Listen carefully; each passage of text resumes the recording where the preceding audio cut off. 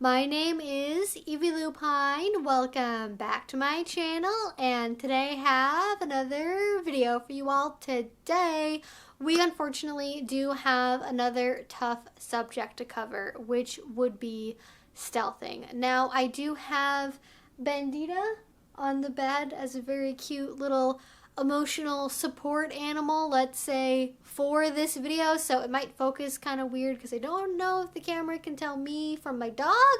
We're gonna find out together, and I do apologize if that causes any issues, but I did just want to have her around and maybe offer some support. Now, stealthing actually is something that I have talked about a little bit on my channel before. If you guys were around a couple weeks ago, I did a 4-hour long live stream where I talked about consent and safer sex practices and trauma responses and a whole bunch of stuff. But the original catalyst for that conversation was the area of stealthing, because I took it for granted that people in the modern age knew what that was, what it looks like, and whether or not it is actually assault. And I found out that that was very much not the case, and a lot of people, even during my stream, didn't really know what stealthing was. So I wanted to make a dedicated video covering that subject, because as an educator, as someone that talks about hopefully helping people have better, healthier, more enjoyable, intimate relationships, talking about stuff like this is really important to me. So first of all, we should define exactly what stealthing is. Stealthing is also called non-consensual condom removal, which involves somebody taking off a condom, usually mid-coitus, without the consent of the partner they're having sex with. It can also refer to purposeful sabotage of a condom, such as through poking holes in a condom. We'll talk about the particulars of what that can look like a little bit later on in the video, but that is basically what stealthing is. This is generally considered to be a form of assault, if not outright reproductive coercion, if the intention is to impregnate the other person against their will. Obviously, this stuff is really disturbing, but there hasn't been a lot of public awareness about it. In fact, it wasn't really until maybe the last 5 years or so that the term stealthing has really entered the public awareness. It definitely was not something that was in my sex ed classes, even though behavior like this has probably been around for as long as condoms have been. The premier paper on the subject was published back in 2017 in the Columbia Journal of Gender and Law, and when this came out, it made stealthing something of a national headline. In the paper, they describe how, while working for a crisis hotline, there were many women that called in to try and describe an experience they all shared. Male partners removing condoms without their consent during sex, and nearly all of them would describe what happened to them as being a violation of their consent. Quote, "Iron, the student, said that for her, the harm mostly had to do with trust. He saw the risk as zero for himself and took no interest in what it might be for me, and from a friend and sexual partner, that hurt." Survivors describe non-consensual condom removal as a threat to their bodily agency and as a dignitary harm. "You have no right to make your own sexual decisions," they are told. "You are not worthy of my consideration." Although I should note that they were quick to separate what happened to them from the act of rape. More so, as I said previously, it was seen as a violation of consent. Now, one thing that I think the media really underreported on about this paper that I want to be sure to bring up is that the term stealthing did not pop up out of nowhere. The term stealthing actually comes from the very communities that support and teach people how to do this behavior, because sadly, it is not just one-off douchebags that hate condoms. It is a culture of people that believe they have a right to do stuff like this. Online writers who practice or promote non-consensual condom removal root their actions in misogyny and investment in male sexual supremacy. While one can imagine a range of motivations for stealthers: increased physical pleasure, a thrill from degradation, online discussions suggest offenders and their defenders justify their actions as a natural male instinct and natural male right. One defender, commentating on a blog post detailing one man's strategy for stealthing, explained, "Oh, I completely agree with this. To me, you can't have it one way, not the other. If she wants that guy's then she has also got to take that guy's load." A further contributor on the thread asked whether the sexual partners of stealthers deserve to be impregnated. Yes, they deserve it. Further reading will reveal how the sentiment from these quotes are sadly far from isolated, such as what was said in this forum post. "I developed my own little tricks and techniques at achieving my main objective. Anytime I had sex, making sure I shot my load deep inside that girl's unsuspecting, I became very good at what I did. It took some trial and error, but eventually I had full confidence that any time I hooked up with someone, I knew my cum would end up inside her at the end of the night. I did this over and over again with so many girls, I can't even begin to count them." Shortly after the Columbia Law paper took off, the Australian news outlet Hack also interviewed someone who said that they stealth, quote, "most of the time." 2 weeks ago, we brought you a very interesting story about stealthing. Well, the few times it's happened to me, it's been in doggy. Stealthing is where you take off the condom during sex without the knowledge or consent of the person you're having sex with. I've turned around and I've said, "Hey, why? Why would you do that?" And they can never explain it. We got a huge response to the story, and the term stealthing was new. It was coined in a recent US study, but the practice seems to have been going on for a long time. And many of you rang us to say this had happened to you, and then during a conversation with Veronica and Lewis about stealthing, a guy called in to say that he was a stealther and to explain why he did it. So I rang the guy straight back and I spoke to him off air, and then I called him again to record this interview. There's no way to truly verify what he's saying is true, but here's what he told me. You rang in to say that you have stealthed many a woman in your time. Can you explain why you do it? I guess it's just because it feels better when there's no condom on. Yeah, but shouldn't you negotiate that with the person before you're having sex with them, if that's how you feel? Should, maybe, but I guess, like, if I've got no reason to wear a condom, then I don't really see the problem. And how many times do you reckon you would have stealthed someone? Most of the time. If I'm asked to put one on, which, isn't as often as you might think. I don't know. I'm not a dirty-looking guy. So what does that mean? Does that mean you got less chance of having an STI? I think so. I think so, definitely. Have you ever been busted stealthing someone? Yes. How do you actually do that without them noticing? Pull out, take it off, put it back in. Everyone's happy. And most of the time, do they notice or not notice? Not notice. And when they have noticed, have they ever got angry at you? Nah, no one's ever angry. But if someone asks me to put one back on, I'll put it back on for sure. That's fair. I just put one on, and then, if nothing's said, I take it off. I wouldn't say it's breaking the law. They're having sex with you on the understanding that that's what's going on, and then that's not what's happening, but they don't know about it. I'd be more worried about getting an STE than getting someone pull a lawyer on me when I'm having sex and I take a condom off. Well, both could happen. Yeah, well, I'll take those chances. Hack on Triple J. That was a man that called in to explain that he practiced stealthing many times. As you could hear, he doesn't seem to have a problem with it. In case you're wondering, he asked us not to reveal his identity. If that brought up any issues for you, you can get help on 1-800-RESPECT. That's 1-800-RESPECT. So clearly with stealthing, there seems to be, at minimum, a clear pattern of behavior of disregard for a partner's health and safety just for the sake of one's own pleasure. If not the outright belief in the male right to possession over another human's body. But I don't want to focus too much, at least not yet, on the experience and mindset of the perpetrators. Instead, I'd like to switch gears here and talk about how this affects people, because sadly, a lot of people do dismiss this experience as not really being that bad, and it's not like you really got raped. Like, you consented to sex, so what does it really matter if there was a condom there or not? Like, just get over it, get some plan B, who cares, right? Well, it can actually have some pretty lasting effects. Sexologist Jessica O'Reilly stated that for survivors, the scariest part about it is that you never truly know who you're going into bed with. Most of these people portray themselves as honest, trustworthy, good people. The worst part about it is leaving feeling like you had something stolen from you, as if you have no control. The HuffPost UK also published a piece where they shared the stories of 3 women of different backgrounds and ages that had all reported being stealthed. The most striking of them was this. Mindful of the risks of unprotected sex, she insisted he use a condom, but was shocked to discover he was no longer wearing it when they finished. She considered a plausible explanation, like the condom breaking, but when she asked Tom what had happened, he shrugged and replied, "It feels better that way."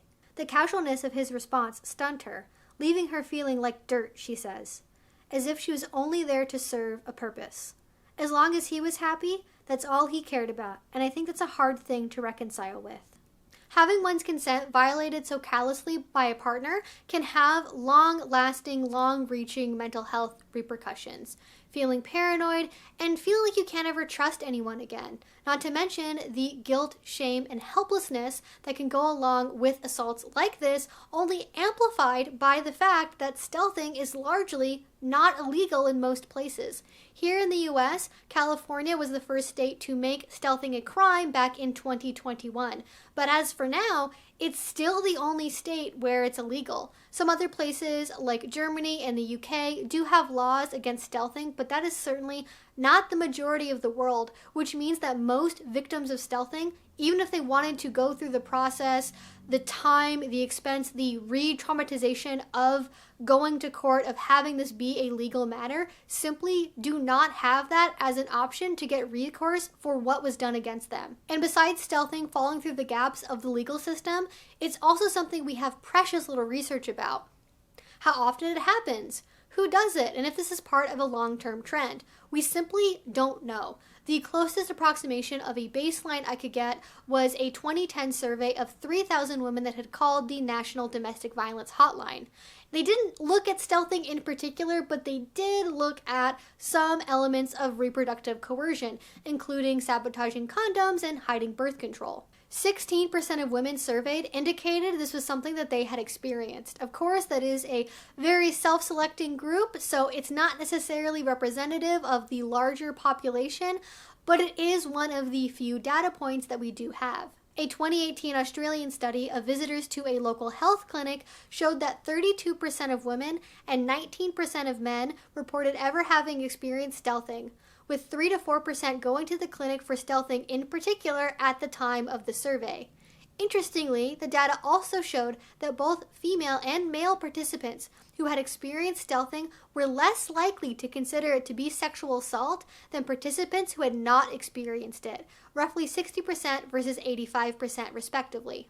Based on other research, it is common for victims to create excuses for the perpetrator's behavior, find a way to blame themselves for the act or minimize its impact and say, oh, that wasn't really what happened to me. It wasn't actually rape. It wasn't actually assault, because as a society, we have very narrow views of what counts as being assault and what is just bad sex. A US-based 2019 study looked at over 600 men ages 21 to 30 to evaluate the prevalence of non-consensual condom removal. The findings there indicated that nearly 10% of the participants reported engaging in stealthing since the age of 14.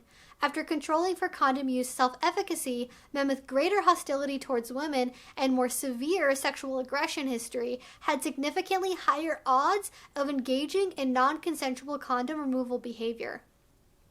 This has some troubling implications if accurate. Though many people report that they are unable to tell the difference between sex with a condom and sex without, at least as the receptive partner during sex, this indicates that even if you were able to tell when it was happening and you could feel it, this might mean the perpetrator would be more likely to escalate to physical violence if resistance is attempted and or simply just not listen to any kind of verbal objection. This does seem to line up with findings from a 2013 study. Quote, "Male aggression and deception were found to be an integral part of acquiring heterosexual sex, with resistance from women is seen as mere token resistance, and if her resistance is perceived as token resistance, her refusal of sexual engagement is often dismissed, as insistence on condom-only sex often is."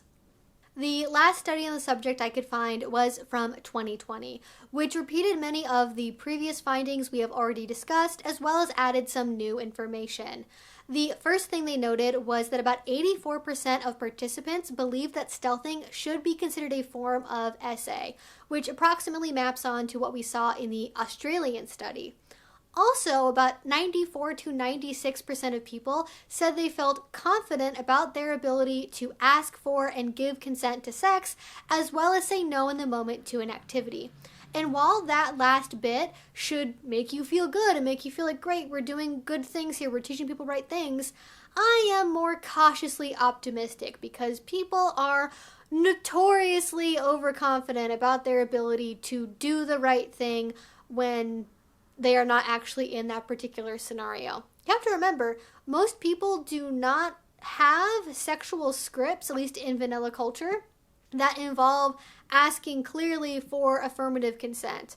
Kissing is taken as consent. Not saying no is taken as consent. Like, there's a lot of ambiguity and confusion about what establishing consent even looks like.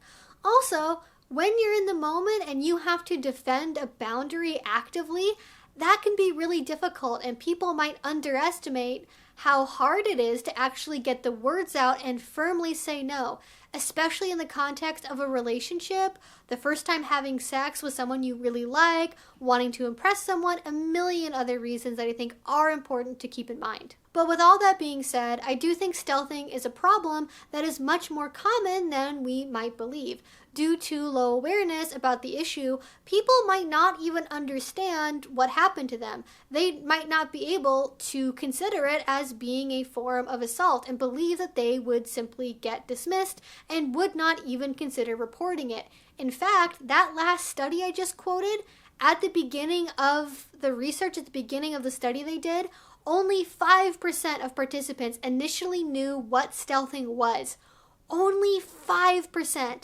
So right now, raising awareness, letting more people know what this is going to make a huge difference to the conversation around this and hopefully make a huge difference in how often people get away with doing stuff like this. So that is partly why I'm having this conversation, is because more awareness helps you know what to look for and helps you make better decisions. So now, to wrap things up, I think we should discuss some of the ways that you can help protect yourself from stealthing, as well as some of the common techniques to recognize. Experts recommend 1. Explicitly negotiating before sex that you will only have sex with a condom on. 2. Using textured or patterned condoms that are easier to feel. 3. Using your own condoms, and by the way, if you use your own, check them beforehand still, and please do not just stuff them in your back pocket and keep them there forever, like months, because the friction of the condom rubbing against clothing and jeans will eventually degrade the condom and can make it less effective and easier to break. 4. Use positions that make it easier for you to see and feel a condom during sex. 5. Avoid excessive drug and alcohol consumption prior to intercourse, especially with newer partners. And finally, 6. Keep Plan B on hand. The morning after pill works the best the sooner you can take it. So if you end up in a position like this, it is better to have it on hand and know you have it versus suddenly needing it at 5 a.m., not knowing what pharmacy to go to and trying to scramble to find something while also possibly in a traumatized state. Have it and hope you don't need it. But even if you don't need it, a friend might. And it's really, really good to have something on hand when someone you know might be in need. That's just my personal advice there. Be aware that many stealthers have scripts they are very practiced at using for excusing their behavior, especially after the fact. They know that a lot of people cannot reliably tell the difference between sex with a condom and sex without. That is how they kind of get their whole scheme, assault, to work. And afterwards, they might say something like, "Oh, I thought you knew," or, "Oh, if it bothered you, you should have said something," as though it's your fault for not saying no to something you didn't realize was happening, instead of them asking for a yes, which is how it should be. And if you do notice and confront them about it, they are likely to hand wave it away by saying, "Oh, well, it just feels better this way," or "It's not that big of a deal, right?" Actually, it is that big of a deal, and you are allowed to be upset at someone violating your consent in that manner, because that is exactly what it is. As far as methods go, the one that is the most common is the one we have focused on today, which is removing a condom when sex has already started. However, there are a lot of other techniques out there. Some people may rely on a dark room and someone being inebriated to pretend to put a condom on and then just never bother with it. They may also sabotage a condom even when they are wearing one, such as poking a hole in the condom or trying to generate a lot of friction beforehand and ripping the condom by force, or using a lube that is not compatible with the condom and breaking the barrier of the condom down. Although this doesn't exactly fit with the definition of stealthing, I do want to include it here because it is used by the same people. They also have a technique called the late pullout. This happens when someone does consent to have sex without a condom, but only if their partner pulls out. And what they try to do is they try to pull out too late. So they can come a little bit inside, but have most of it, or some of it at least, be on the outside to prove they successfully pulled out. They may also try to get away with not pulling out at all and then go, oh, well, it just felt so good, I couldn't do it, or I didn't realize how fast I was going to come, or a million other excuses.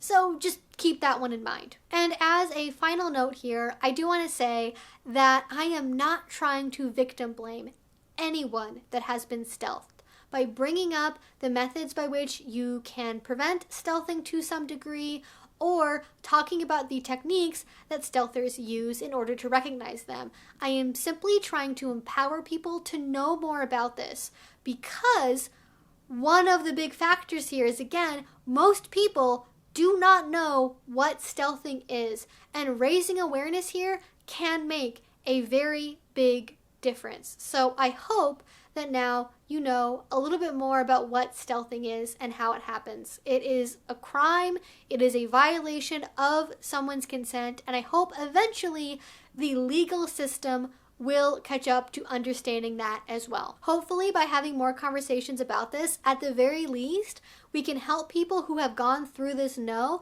that they are not alone and that what happened to them was wrong. Best possible case, what I'm hoping for is that we can help prevent this from occurring as often as it does, and maybe someday it will end up being very, very rare. And on that note, I do want to add that this can happen to anyone, regardless of age and regardless of gender. And because this is something that is so not known about, just not talked about very often, please have conversations with your friends, have conversations with your teenage siblings, have conversations with anyone you feel comfortable talking to about this, because awareness is one of the biggest things we can do right now.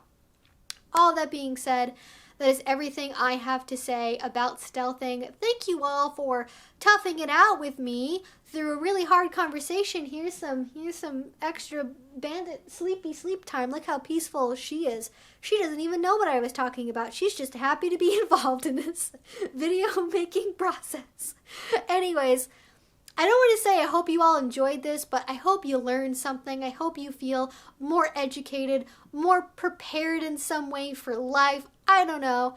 If you want to make sure to not miss out on any other videos from me, I do normally talk about lighter subjects, but sometimes I don't. Talk about BDSM, kink, sex, relationships, abuse, trauma. It's kind of all over the map, to be honest. But if you want to make sure to not miss out on that, please do subscribe, because I make videos twice a week about all sorts of wonderful and not so wonderful, but important subjects. And if you want to support my channel, the best you can do that is with Patreon. A link to that will be down below. If you do already support me there, thank you so much. It means the absolute world to me. And until I see you all next time, I hope you have a great rest of your day and a great rest of your week. Bye-bye.